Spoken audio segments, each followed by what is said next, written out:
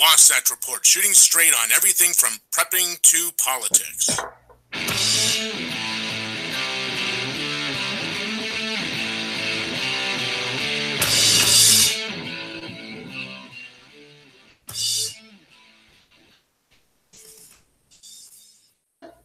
Well, good morning, everybody. Happy Friday, August 10th, year of our Lord 2018. Welcome to the Wasatch Report. I'm Suzanne Sherman. I'll be your host for the next hour here on the Cerberus Radio Network, where we defend liberty and freedom from the flames of tyranny. I understand we have some people up bright and early and listening live on Radio Co. Thank you very much. Really, really honored to hear how our numbers are increasing. Thank you, my friends, for listening and sharing. We do not spend a dime on advertising. Given the censorship right now, can we honestly say, Jeff, I know you boosted some posts before, but Facebook has an option where if you give them some money, give them your little credit card number, they will make sure that more people see your posts. Do you trust them? Do you believe them? We don't. I think Jeff did it for a while, my producer and part-time co-host. He's in the studio here with me. Thank you, Jeff. I wouldn't be able to do a show without you. So thanks to you, listeners, your sharing, your support, your dedication. Our numbers have been jumping far beyond where I ever thought we would get to. And we're just getting started. We've got some great things planned for you. You can find us for now on Facebook.com/Cerberus Radio Network.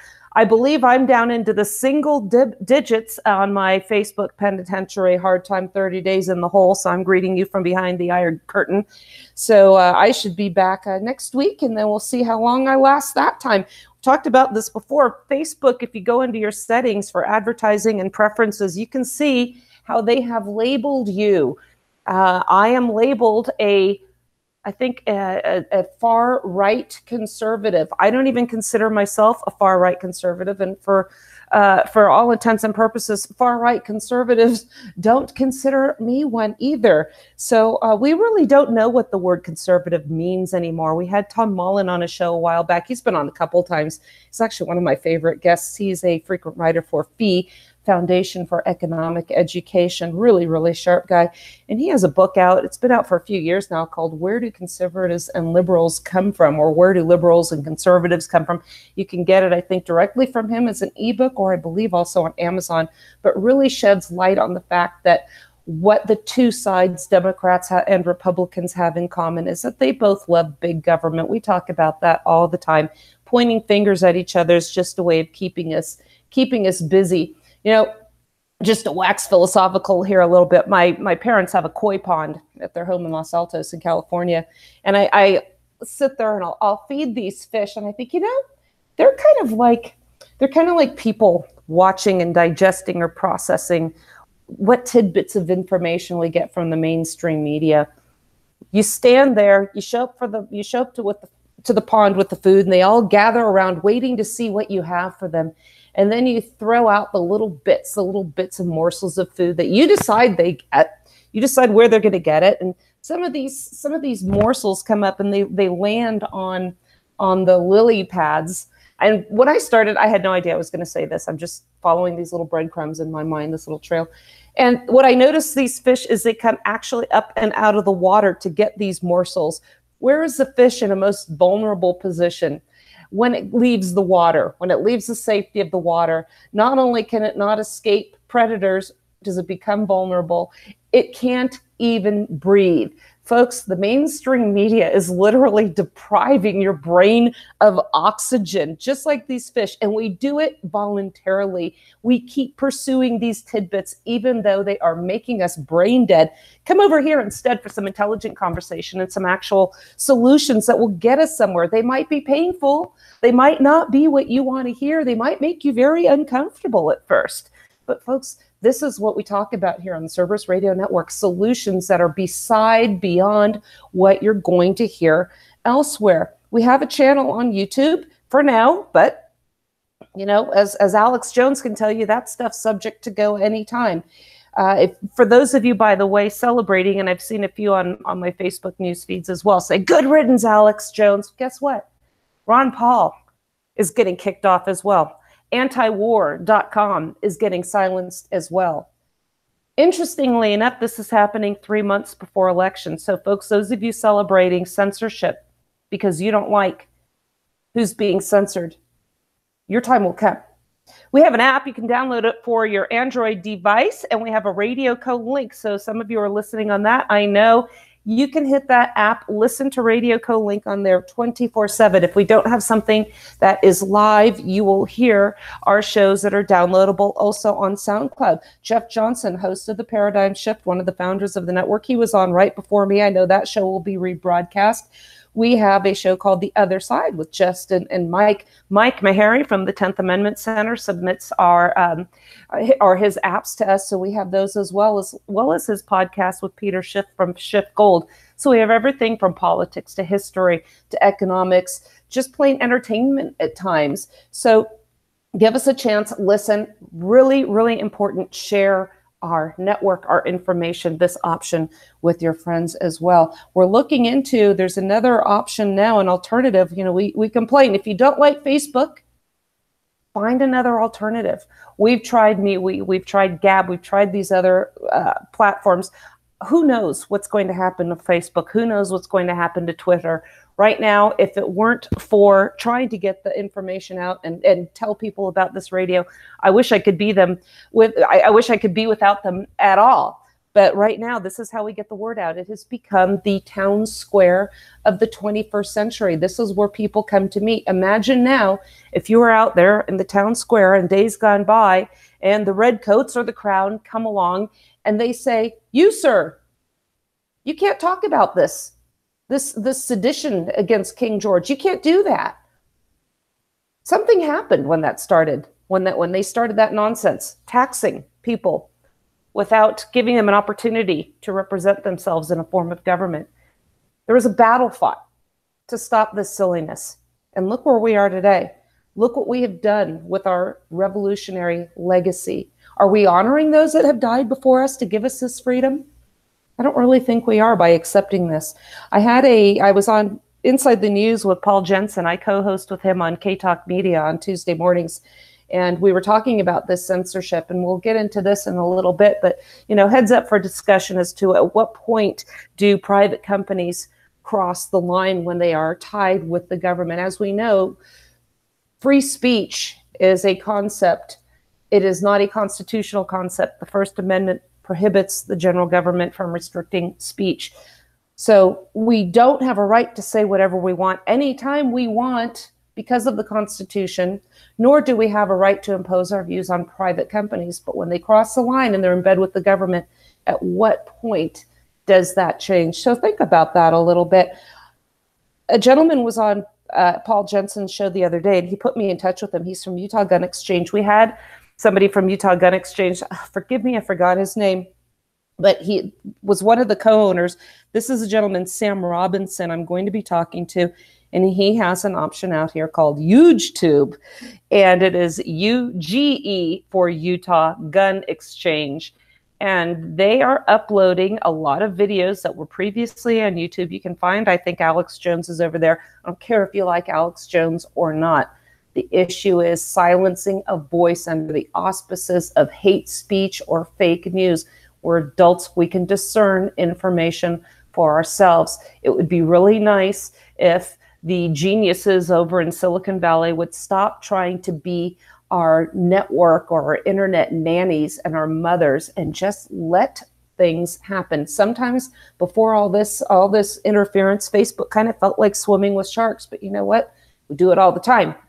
And, you know, just leave us alone and let us sort this out. They like to pick and choose what messages are hateful, and it's always against conservatism or Christians. I was talking to a friend the other day who said, yeah, I know a guy that worked for Facebook, and he was very honest with me about the fact that they suppress the messages from Christians out there. And folks, this is all a result of jumping off the rails, this government throwing off the restraint, the yoke that was put on it by the states and the people that ratified the Constitution and say, you know, we're going to do whatever we want. You guys let this Trojan horse in. You gave birth to this government. And we are going to take over and do exactly what we said. It's like it took on a life of its own. I kind of equate it to two parents giving birth, or obviously the mother gives birth, parents bring a child into the world, and this toddler takes over everybody's lives. And this is exactly what Washington, D.C. has become. One big, fat, giant, ugly, temper tantrum-laden toddler that has completely taken over the house. We can take the house back. If you just think about our lives as our little house, we're going to take this back. How are we going to be less concerned about the goings-on in D.C. and what is going on in our own neighborhood? What is going on in our own county? What can we do? How can we educate people? And this was a discussion we had on K-Talk too. They keep saying, well, what do we do to change all this? I don't just complain about the Constitution's shortcomings. I don't just complain about the failures of us to reign in the states. I tell Paul, I tell his listeners, education is key. Education is key. If we understand where we've gone wrong, we can have a conversation that will be pointed towards some solutions. If you just want to point the finger at the Democrats and then feel good about yourself after listening to a 2-hour or 3-hour morning talk show, hey, you might even get to call in. They might even take your calls, and you can say how rotten those stinking Democrats are. You can go around with your chest proud, your chest puffed up and feel good about yourself because you actually did something. Well, guess what? They're all laughing at you because you're doing exactly what they want. You're the coy, jumping out, getting your little morsels on the lily pads, and then going about your business. And guess what? Nothing changes at all. Hey, Jeff, I was in Colorado on my vacation, as you know, and you used to live and work in the state of Colorado at one time. Is that correct? Welcome to Jeff Johnson, by the way. Yes, I did. It had to be the late 1980s or early 1980s that had to be late 1980s. It doesn't matter. I lived in Steamboat Springs for 6 years and worked in various places there and was a ski bum, to be real honest. Well, so you lived in Steamboat Springs. I was thinking Colorado Springs. We actually drove through Steamboat Springs, and we didn't stay there at that point. We were in the, you've been on vacation long enough where you're in the get home mode. And I knew if we stayed in Steamboat Springs, come dinner time, I could have been home. So it was just one of those days. It was a long grind, but I've driven through there twice. It's a really cute little town, and I call it camping. Some people won't. I have an RV. I like to drive around with all my stuff, and we'll go to a KOA or someplace else that we really enjoy. But Steamboat Springs, I don't know what it was like when you were there, but man, that place was hopping. It was really crowded when we drove through there. It's really changed. It's become very, very touristy. When I first moved there, it was still had the ranch town feel. I actually met a rancher lady. She was in her 80s. She would ride her horse and have her colt on her hip when she would ride her property. So, I mean, it was still a little bit of the history of the area. The people that moved into the area originally, it still had that ranching feel. It was still a lot of, it was very quaint. It's become a lot more overgrown and commercialized now today.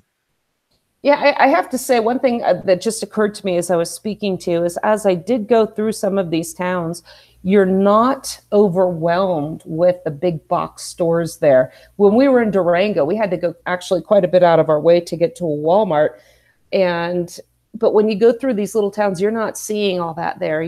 I didn't see a Best Buy, I didn't see a Target, I didn't see a Walmart, all that other stuff. It still had the small town feel. Durango did as well. And speaking of Durango, we had, and many of these towns actually, there's a sense of federalism in Colorado out there that you don't have in a lot of places. And as we know, and I've written an article about this as well, it was called Parchment and Plants, What Prohibition Can Teach Us About Marijuana Laws, Federal Marijuana Laws.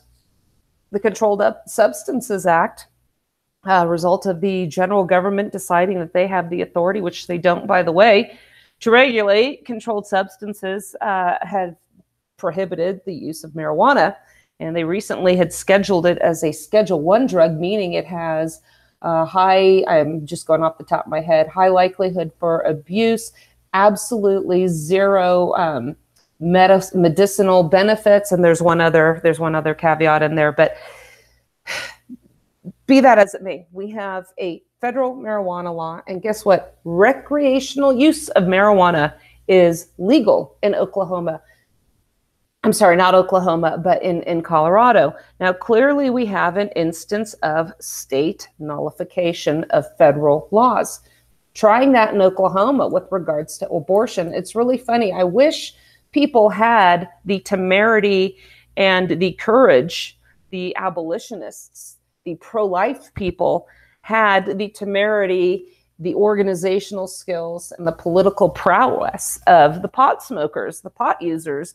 And I don't say that in derogatory because, I mean, people are out there using legal substances that are far more harmful, in my opinion. So you don't have to be, like I said with Alex Jones, you don't have to be a fan of Alex Jones to support his ability, his right to broadcast. You don't have to be a marijuana user to support people's right to ingest a plant, be it medicinal or recreational. In fact, we do have a medicinal proposal going up before the voters in Utah this year. And one of the comments I hear frequently, for instance, when we hear about this on K-Talk or I see it on social media, particularly among the people out here in Utah, is they say, well, it's just an excuse for people to use it recreationally, or if we allow medicinal use of marijuana, people are just going to use it recreationally. Is it so important to you to control somebody's life that you're going to deny others a proven solution to some of their medical ailments?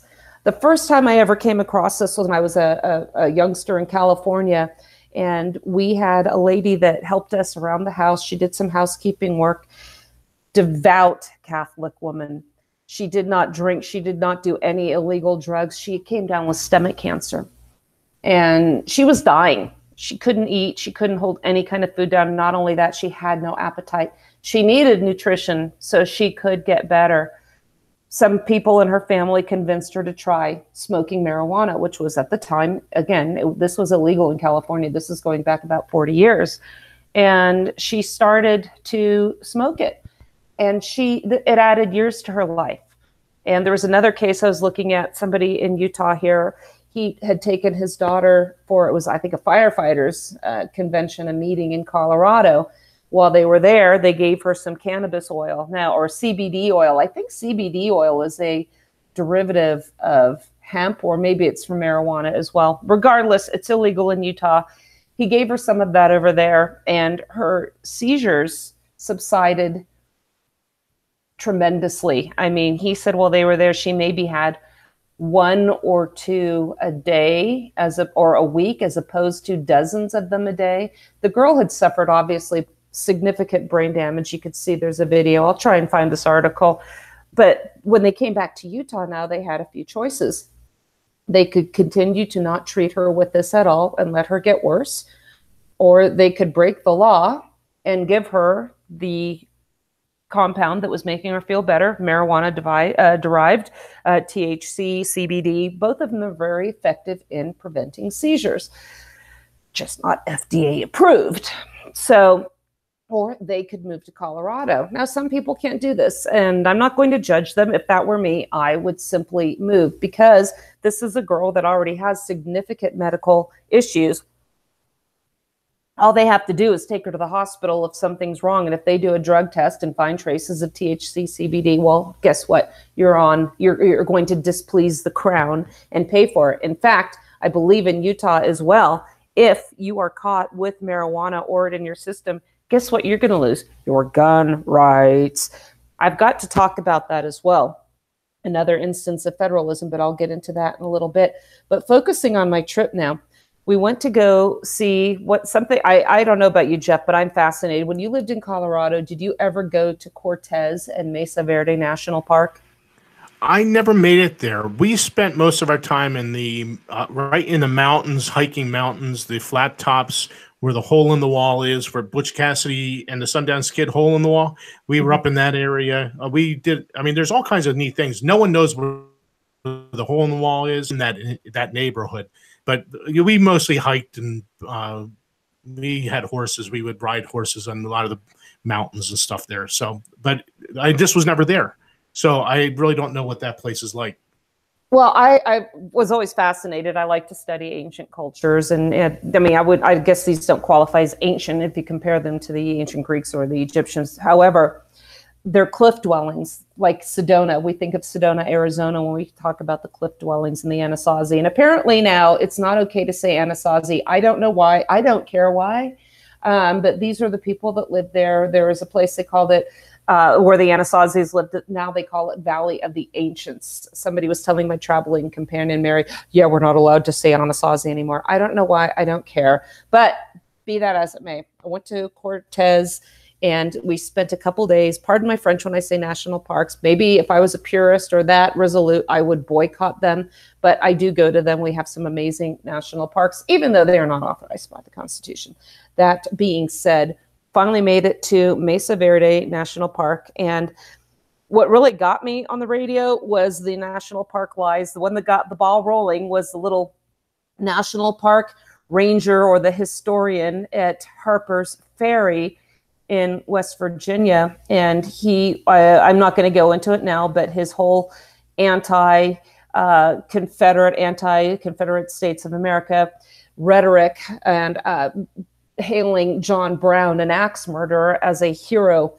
You can read that in my article. I think it's called "Will the Founding Fathers Simply Be Remembered?" I beg your pardon, as slaveholders. The American Conservative published that.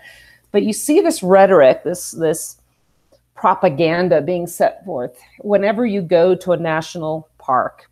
National Park Service is really good at this. Getting back to that other article I just referenced, for instance, at Monticello and Montpelier, Kennesaw Battlefield, they all talk about the Declaration of Independence as we do, but they focus on they focus on equality. Their message is equality, equality, equality. They quote people like Barack Obama, FDR, who, by the way, Korematsu versus the United States rounded up a bunch of Japanese Americans for no other reason than their race and their national origin and their heritage. So think about that one.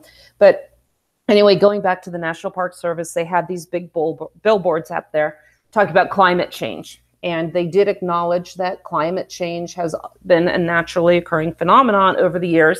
But now recently it's really it's getting a lot worse. So, you know, it goes to the man-made climate change rhetoric, how it's destroying the parks and pretty much ruining everything good in the world. Well, we had that. Then there's another sign, our friend Alan Jose, he calls it the devil's lettuce. It has a picture of a marijuana leaf there with a big circle, red circle, and a line through it, saying, although marijuana is legal in the state of Colorado, California too, but it's legal in the state of Colorado, it is against federal law. So therefore, you know, the message is you here in Colorado can do what you want unless you're on federal land. No devil's lettuce allowed. So the signs are right there. They're everywhere. They're going to put their thumb on the freedoms that the people of Colorado have decided that they want to have and say, well, we're going to let it slide because it's really good to keep this, you know, pretend that we care about this so we can keep up stuff like civil asset forfeiture and have our you know, our hand in the kitty here and continue to get some benefits like taxes and so on and so forth. But, you know, we're not going to you don't get to do it here. So we saw that little bit there.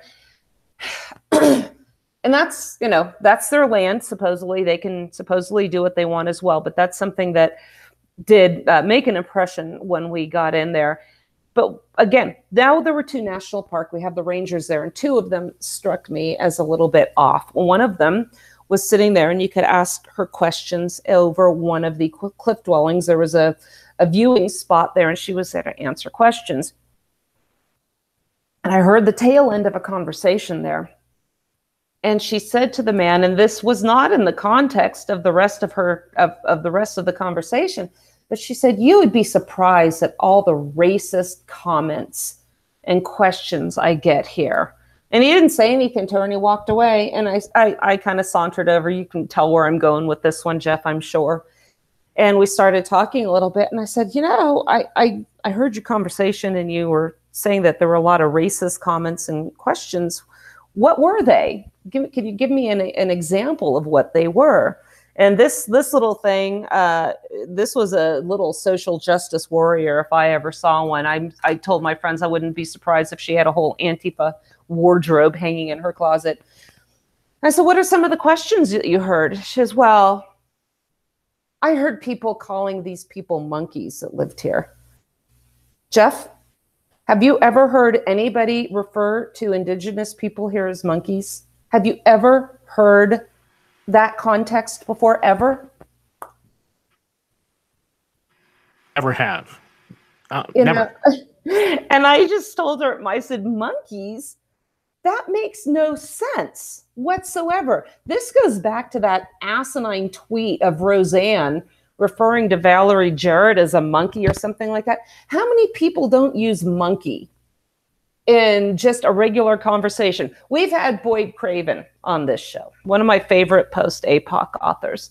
And his thing is, you put a monkey in a room with a typewriter, and long enough, and if you wait long enough, they're going to come up with something clever. Even Kevin Gutzman said that. So I said, I'm really not convinced by your statement there. How about if you come up with another example? And she just says, I just don't want to repeat them. I said, okay, fair enough. So that conversation was over.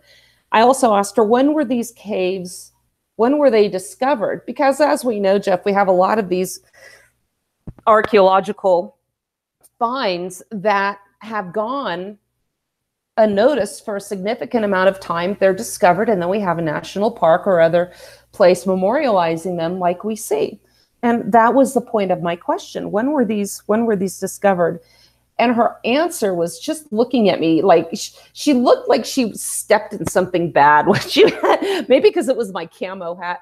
I don't know. But anyway, she says they were never forgotten. After these people moved out, the Navajo came in, so nobody ever forgot these. Well, if you go in and you start reading, and this is when I first got there, I hadn't read any of the information, put forth yet. I just asked the question. It was 1888. The answer to my question was 1888 was when people stumbled upon these ruins and then decided to do some research and then preserve them for others to see. But she just couldn't let go of the fact that, and I respect that. Yes, after the indigenous people there, the Anasazi, whatever you want to call them, had left, the Navajo had come in and taken. But there was a time when these places were actually forgotten about. Why that bothered her so much, I don't know. Second one, and this was a guide for a tour we could take. There's a place called it's one of the cliff dwellings where you have to climb this ladder and then go through a tiny tunnel to get out. I climbed this ladder. You're already in the middle of a flipping cliff, for crying out loud. And now you've got to climb a ladder. I'm afraid of heights. I don't even like the steps and step aerobic classes. Remember those? So anyway, at the beginning of this tour, you can go and get a little junior ranger badge. So kids up to 4 or 10 and over, you can go in there and learn about being a good steward of the land and how you should behave appropriately in these parks. And the point of it is when you complete your little tasks on there, you get a badge. And my friend Mary, she's 58 and she did the 10 and up. So she did hers, and then this little 5-year-old and ours did one. But we're watching this girl take her oath. And if you look in the Junior Ranger book, it says that, the oath consists of promising to be a good steward of the land in the national parks. You're not going to litter. You're not going to feed the animals. You're going to stay on the trails. You're going to respect the exhibits in the park and so on and so forth. Not only that, they want you to do that in your state and local parks as well. Be a good steward to the environment. Yeah, that's fine. I'm totally okay with that. This guy, Jeff, I don't know how to say this without being accused of being a homophobe. I'm not. We all have gaydar. If you know somebody's gay, these guys want you to know, okay? So I figured, okay, this ranger is obviously gay. I don't care as long as he knows what he's talking about. Your radar the gaydar goes off, and then you just move on. It does not bother me. He's swearing in this little girl, giving her her junior ranger badge. And he goes through the first parts of the oath, which means, you're going to go through your stewardship of the land all the way down to your front yard. And then he says, I promise to recycle. Kind of raise my eyebrow. Okay, fair enough. I promise to respect other cultures. even though they're different than mine. I'm thinking, okay, now we're kind of going out beyond the boundaries now, aren't we? And then I tell myself, wait for it. Boom, here he goes. I promise to respect other lifestyles, even though they may be different than mine. I tell my friend, for crying out loud, what does that have to do with anything here? And my friend is not, she's a little bit more agreeable to this stuff than I am. She's a public teacher. She's been one her whole life, or, you know, her whole adult life. Very good, amazing woman. So, well, then what's wrong with that message? And I said, don't you see what they're doing? Jeff, is it just me? Do you see what they're doing here? Oh, I see what they're doing. I mean, again, I spoke about this in my show just a little while ago. It's not about none of this is about tolerance. It's about compelling people to accept, to partake in, to say it's okay for any other lifestyles. So it's not about tolerance anymore. Yeah, but I see what you're saying. Yeah, and this is, and it's always one way that we're seeing this. You know, do these people think that they're being tolerant when they go and they seek out Christians and ask Christians to endorse their lifestyle, which is what they're seeking to get them to do by putting messages on their artwork, which is cake, their trade, when they go to these bakers, when they ask photographers, when they ask caterers to do this with same-sex marriages, gay weddings? That's not tolerance. That's not freedom. That's not freedom of association. I wrote an article, it was one that I wrote a while back, said that the gay pride movement, the pride movement, is the antithesis. It's subversive to liberty. You know, do what you want. I don't personally care. What I care about is when you're being co-opted and becoming useful idiots of the Marxists to impose upon the rest of us and be their pawns in a war against Christianity, knowing they're going to get a payout, knowing they're going to get notoriety. And then the conservatives are so stupid. They see a victory where there isn't one. And we had a show on that a while back, Jeff. Remember, we had the case, another one coming out of Colorado, where Justice Kennedy said, look, the Board of Colorado, this was a state law. Tell me where in the Constitution the Supreme Court has the authority to hear a case emanating from Colorado. According to the Constitution, is ratified, they don't, but at this point, they do not care. They haven't for some time. Kennedy told them how to rule against the Christians and get away with it. And that's what people didn't see. They didn't recognize how ominous this is. He said, if the Board of Colorado ruled against the baker in a manner that appeared to be neutral vis-a-vis religion, their ruling could stand. So here he told them what to do next time. And I said, get ready for an Obergefell ruling of the catering industry. Nationwide, it is going to be illegal, if you believe that the Supreme Court hands down laws, for a Christian baker to refuse to put on a message that is in contravention to their religious beliefs. I had a friend that had a really good suggestion. He said, you know, they should just have the cake and sell accessories. So you want to put 2 dudes on your cake? Put 2 dudes on your cake. You just buy 2 dudes, or you buy two girls, or you buy a girl and a guy, and put what you want on your own cake. But it's not up for the black robe high priests, the judicial temple monkeys, what was our guy, the Cortoons, to come up and tell a Christian baker in Colorado, what to do. So another instance of federalism versus nationalism emanating from Colorado. So anyway, that was just my take on it. This was beyond the purview of what the Junior Ranger badge was. And like my friend said, well, what's wrong with that? What's wrong with preaching a message of acceptance? I'll tell you what's wrong. On its face, it looks just fine. But if this little kid's going to go back to school, and the indoctrination is going to be doubled down with the education in school with regards to the LGBTQ LMNOP agenda. And she's going to remember this ranger. Oh, you know what? This is different from my lifestyle, but I put my hand in the air and I made a promise to respect this lifestyle, even though, Jeff, we've talked about this, about Agenda 21, their goal is to subvert our traditions. What is one of our traditions? Our traditional families. They're trying to subvert this so our families can become so dysfunctional, we will rely on the government as being our family. I have to share with you a post somebody tagged me in. It was a picture of animals off the coast of Florida. And these animals, apparently there's a tremendous amount of pollution going on down there. I'm going to try and see if I can find this. It's in my activity log. And it was about seeking help. They're showing all these animals that are being, that are being killed. They're dying because of the pollution. And they're saying that we need some help and we absolutely have to do something. The United States is our parent. Jeff, have you ever considered the people in Washington, D.C. to be our parent? No. No, not even close.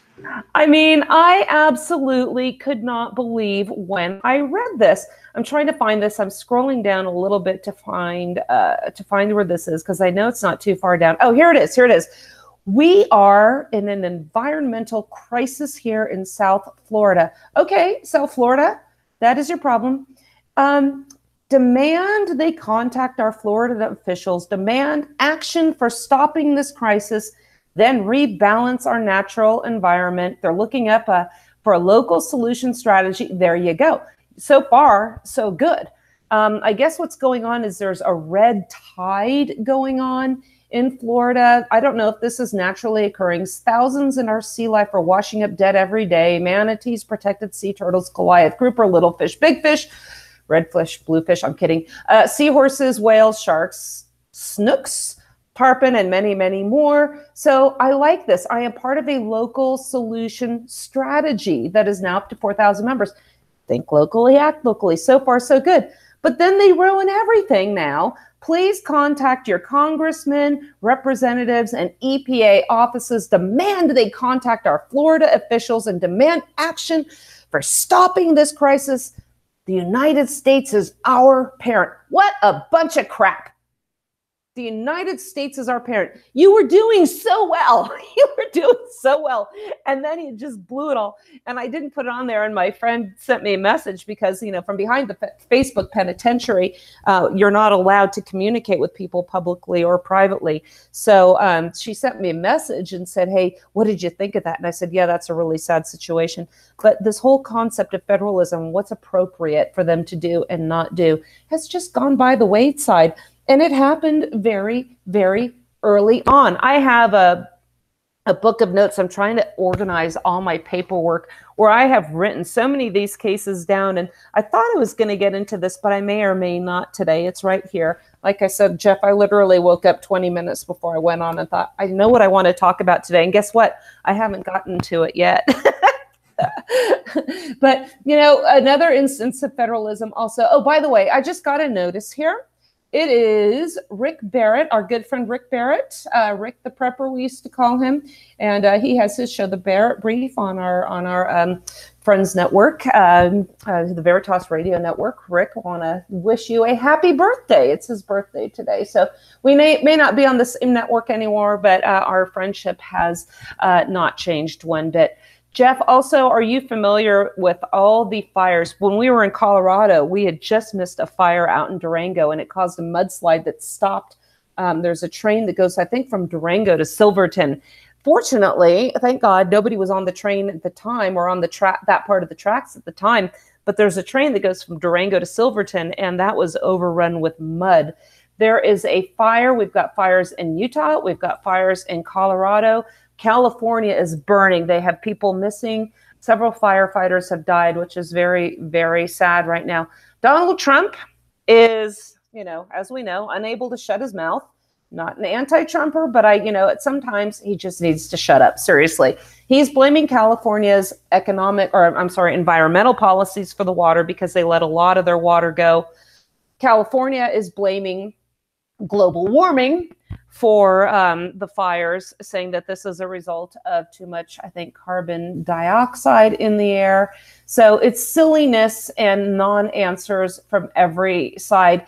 And one of the issues I know from the federal side is the U.S. Department of Forestry's mismanagement of forested areas where they don't cut them back.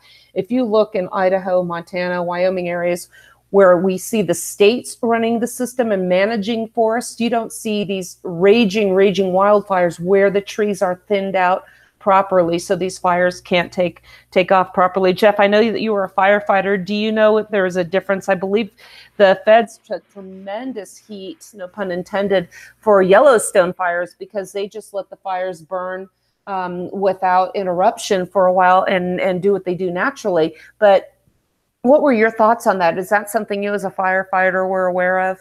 Well, I think a lot of this has to do with, there was a time that the Forest Service, a lot of the the hot shots, these are the specialized crews that go and fight these fires. They would do prescribed burns. They would burn off underbrush out of some of these really dangerous areas. They would do small ones when the conditions are right, that they could control it, keep it small, and they'd burn off the underbrush. Well, then the environmentalists got involved and said, oh, you can't do that. It's destroying the natural whatever, the natural forest. But what happens is all this stuff, then eventually all the leaves, all the branches, everything, you get an abundance of fuel on the ground. You get a lightning strike, you get a cigarette, whatever it is, fire starts. Now it has tons of fuels and they take off and you have these monstrous fires. And this is all because of the policies of getting away with controlling the fuels that were there for these big fires. And there was a change in the policy, I think, of the federal government when they were, if there was a lightning strike, it was a natural fire, they were letting them burn in some of these big forests, like you're saying, Yellowstone. So even that was a big departure from what they were doing in the past. And yeah, I lived in California, as you know, made my escape, it was 5 years ago, Memorial Day this weekend, or Memorial Day weekend. So I remember there were also local ordinances as well. We had property that looked due west, just directly out to the ocean. And I got out one day and I was feeding our horses and I looked out there and I thought, man, oh man, because sometimes you see these big walls of fog coming in, making it over the coastal range into the valley.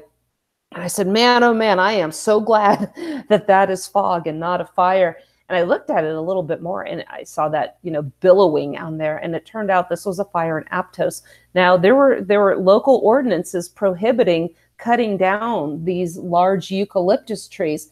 Eucalyptus trees are pretty much kerosene cans on a tree trunk. And the fire, the conflagration, that was just unlike anything I had ever seen before. That was a result of local policies prohibiting cutting down these trees. You have to get a permit to cut down a tree in California, as I'm sure you do in many places as well. But it was very egregious that these people that lived in that community wanted to clear out a lot of these trees. They were not allowed to. So is this really an issue of just the water being diverted for the smelt? That, by the way, you can thank Congress for. Congress has interfered and is to blame for a lot of what happened in California. It used to be the breadbasket, really, of the world. They would make so much. Agriculture was just absolutely so prolific there. And you drive down Highway 5 now, the Central Valley is pretty much a dust bowl, and you see billboards everywhere thanking Congress for shutting off the water. And I'll tell you something.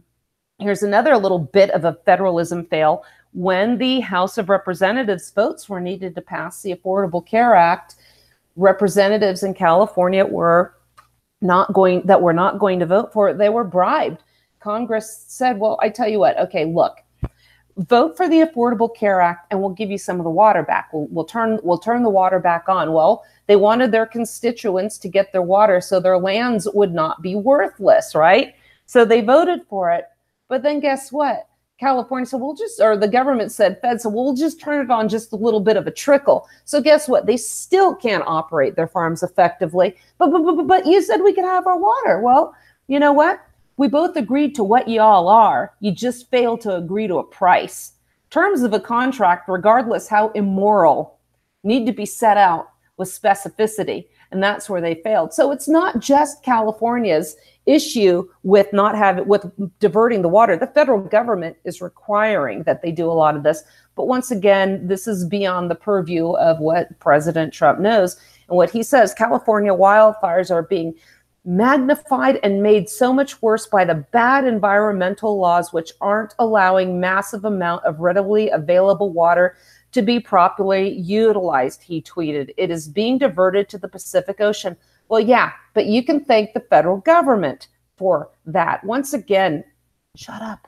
Fire officials in California said they did not have a lack of water for firefighting. In fact, several of the largest fires burning right next to the large reservoirs and lake are full. The Mendocino Fire Complex is burning on the north and west sides of Clear Lake in Lake County. I've been up there. There are lots of trees up there. We have plenty of water to fight these wildfires, but let's be clear. Here we go. It's our changing climate that is leading to the more severe and destructive fires, said Daniel Berlant, Deputy Director of CAL FIRE. So Donald Trump is pointing to the state, even though federal environmental laws have contributed to this. And California is blaming global warming. And it's just one big circus there. I don't see any answers. It's one more display of his ignorance, his gross ignorance.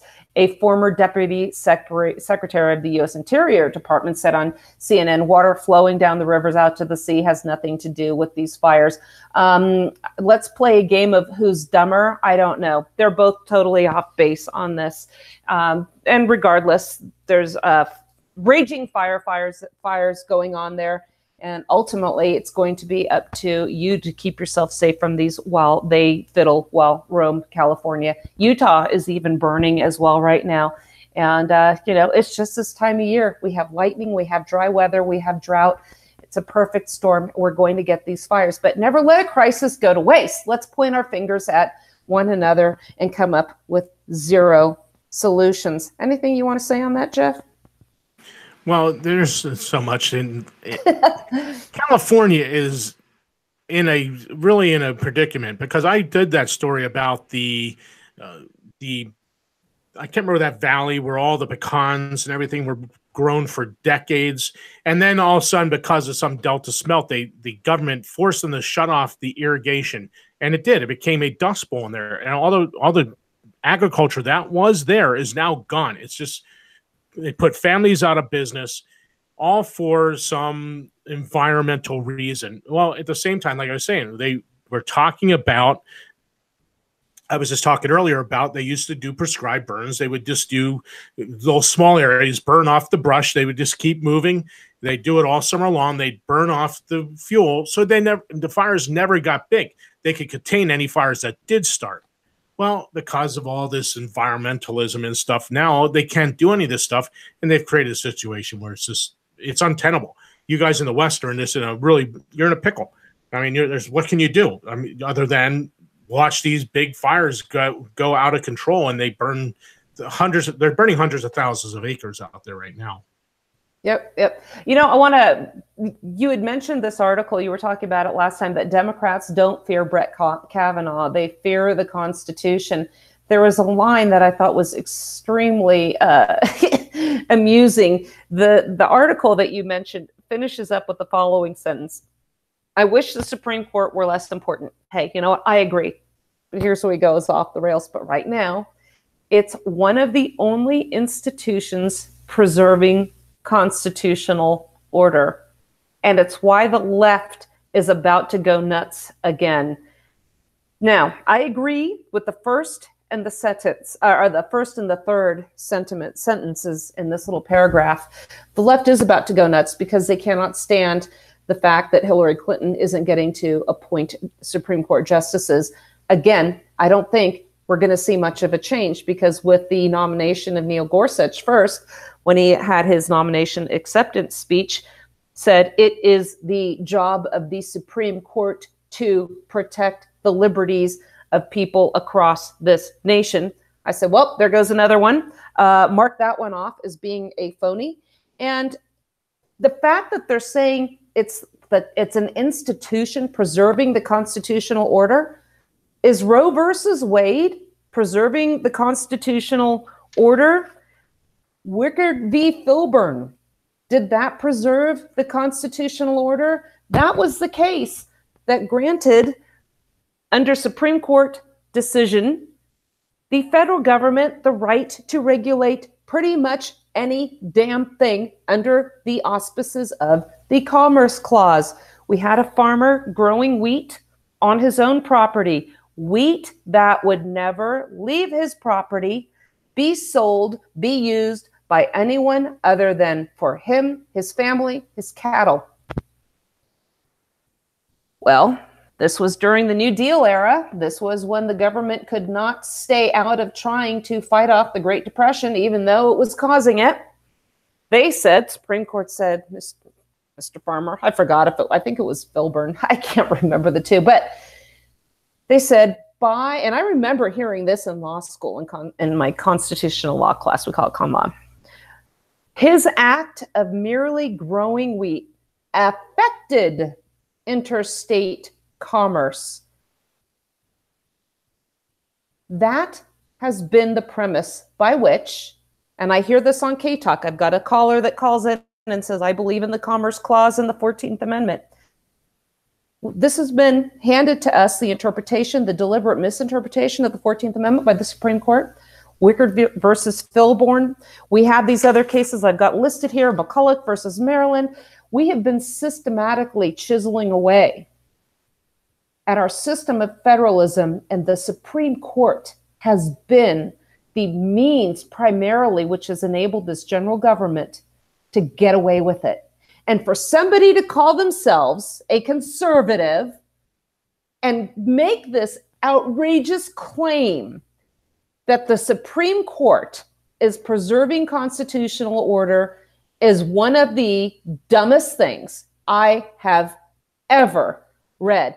I think they were doing okay until that point. The article is from the Federalist, of all places. Democrats don't fear Brett Kavanaugh. They fear the Constitution. It's right there. This is just more infantile rhetoric of one side pointing its finger at the other when they're just as stupid. Did that sentence jump out at you, Jeff? I don't know if you got to that by the end of your show. I didn't read the entire article on air. Again, that's just one of the things I just don't like to do. I mean, people can read themselves. I like to present these ideas. I go through these articles. So I don't think I got to that sentence, but that sentence is, I remember you talking about that the other day, and I forgot that you were going to talk about that article but I wasn't really talking about the article in relation to the article itself, as far as the idea that this whole notion that they're going to control any thought, anyone that does not buy the Marxist ideals, they're going to do whatever they can to destroy them. They're not really concerned about the Constitution because none of them obey it anyway. They do whatever they want, and that's the nature of this new government we have. You know, I had some notes. I have this notebook of all these issues. I just want to touch on that because, you know, when you mentioned you don't like to just read articles, that's what makes us different. I've been chastised for some of my appearances on the other shows. I said, you know, our listeners really want the news. They want to hear the news. They want to have the news read to them. And that's fine. You know, that's a market. They have a huge audience. Good for them. But we try and give you an alternative here. We try and let you know, we're going to try and come up with some solutions and think about things in a way that nobody else is addressing. Speaking of which, I think you mentioned it on your show. I have just finished. I've had some time to pontificate and get some things done while I'm in my Facebook sentence here. And I just recently wrote an article picking apart Justice Antonin Scalia, the conservative hero. He is the originalist, the textualist, how he botched the Second Amendment. He took 64 pages to wax eloquent on the Second Amendment, which consists of one sentence. And we talked about this before on other shows where The Constitution was written to be understood by the layman, by the voters. 64 pages to talk about one sentence, and he still got it wrong. I know I'm going to take a lot of flack when this article comes out. It's going to be coming out on the 10th Amendment Center, from the 10th Amendment Center, and we'll go into detail then. But just, nobody's talking about these issues. Gun control is still a big issue. Wait till the next shooting. It's going to be any time now soon. Wait till the next shooting, and then they're going to talk again about our Second Amendment rights and how they are limited, and how the government has an obligation under the premises of keeping children safe, of stopping gun violence. The federal government has an obligation to get in here and regulate this right. And this is something that Antonin Scalia, the great jurist, the conservative, the originalist, the textualist, said himself in this case. If you read through this case, I picked it apart word by word. It is absolute hogwash. And those out there selling, if we just get back to the Constitution, and you look up some of them, look up their names and do a query, that person, the Second Amendment, gun rights, you will see them citing garbage cases like Heller, like Miller, and justifying all of these unconstitutional laws that are taking away our pre-existing right to keep and bear arms. And that was a huge one. And this is coming out, and I think it's going to make a big impression on a lot of people. And a lot of people are going to say, I'm dumb. Who am I to criticize Antonin Scalia? That's the difference between somebody who actually studies history and somebody who is satisfied with their law degree. Because let's face it, you go to law school. I was a little full of myself too when I got out of law school. Hey, I passed the bar exam. I'm a lawyer now. I know about the Constitution because I passed the bar exam. What does it mean to pass the bar exam? I have to answer the questions wrong. I have to get them incorrect. I have to pick the 14th Amendment and the multi-state, the multiple choice part. I have to pick the 14th Amendment over the 10th. When you study history, you're going to realize the decentralization and the 10th Amendment and not the 14th Amendment. What our dear listener on K-Talk says, I believe in the 14th Amendment. Well, good for you. I believe in it too, insofar as the intent and purpose and why it was ratified.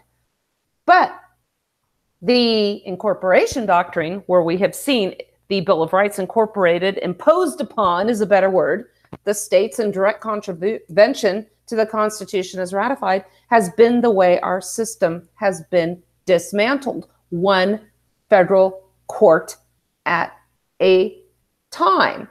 So, this is a comment from a listener. My Second Amendment rights are limited on how much I can carry at one time. Amen.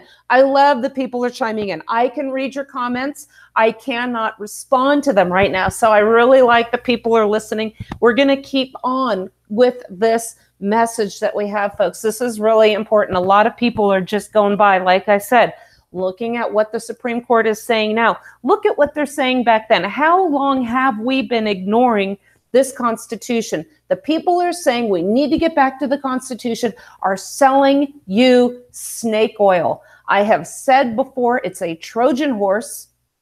They got it in, and now they are doing, and they're continuing to do, and they started from the very beginning. In 1816, for instance, Madison had asked Congress to charter a second Bank of the United States. He was opposed to the first one in 1791 because there was no enumerated power to establish a bank. Well, what happened? The first one, they just ignored it. It became a power. It became a power. Madison vetoed a bill in opposition to Hamilton's bank charter bill of 1791. It was not a power granted to Congress. But once we had this authority, it was given, it was just forgotten about. So they used the precedent of one unconstitutional law to justify another one. So we're going to get into this more in future shows. I'm going to get into McCulloch versus Maryland. We're going to get into where we went wrong and see how we can get back on track. It's not going to be Democrats. It's not going to be Republicans. It's going to come from us, instilling in our hearts and minds how important liberty is, not government. Go to libertyclassroom.org. Go to the checkout counter, CRN. You can learn and become a pain in the butt for the big governments proponents just like we are. This is Suzanne Sherman here on the Wasatch Report, over here on the Cerberus Radio Network, defending liberty and freedom from the flames of tyranny.